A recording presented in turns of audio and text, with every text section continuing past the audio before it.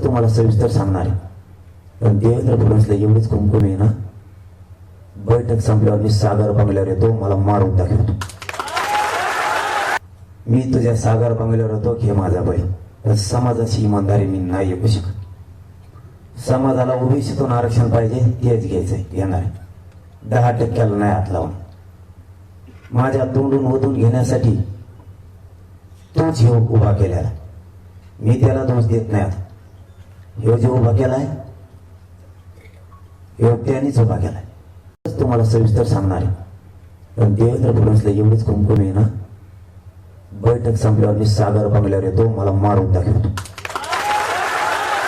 मी तुझ्या सागर बंगल्यावर येतो हे माझा बैल.